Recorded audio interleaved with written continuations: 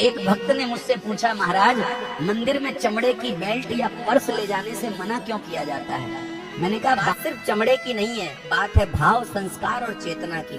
देखो मंदिर कोई इमारत नहीं, वो शुद्ध ऊर्जा का स्थान है जहाँ करुणा, अहिंसा और सात्विकता मुख्य भाव होते हैं। आप सभी वीडियो पूरी देखें तभी बात समझ आएगी। तो जो चमड़ा है वो हिंसा के बाद बचा हुआ पदार्थ है। चाहे आज के समय में उसका उपयोग आम हो गया हो, लेकिन उसकी ऊर्जा अब भी तमसिक मानी जाती है। शास्त्र कहते हैं जब तुम भगवान के सामने जाओ तो शरीर ही नहीं भाव भी हल्का होना चाहिए। अब सोचो, हाथ में भगवान का नाम और कमर में हिंसा की स्मृति। यही कारण है कि पहले के समय में मंदिर प्रवेश से पहले चप्पल, बेल्ट, पर्स सब बाहर उतरवाए जाते थे। वो नियम नहीं था, वो संस्कार था। एक और गहरी बात सुनो, चमड़े के पर्स में अक्सर पैसा रहता है और मंदिर में पैसे का नहीं, समर्पण का भाव चाहिए। इसलिए बुजुर्ग कहते थे भगवान के दरबार में अहंकार, हिंसा और लोभ तीनों को बाहर ही छोड़ाओ।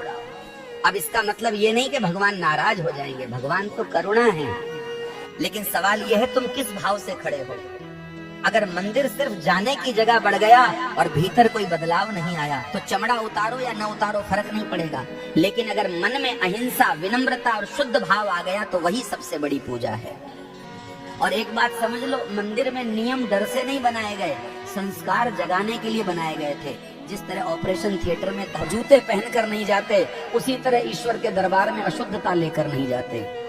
इसका उद्देश्य किसी को नीचा दिखाना नहीं, बल्कि अंदर बैठी संवेदना और करुणा को जगाना है। जब बाहर की चीजें उतारते हो तभी अंदर का भारीपन भी उतर जाता है।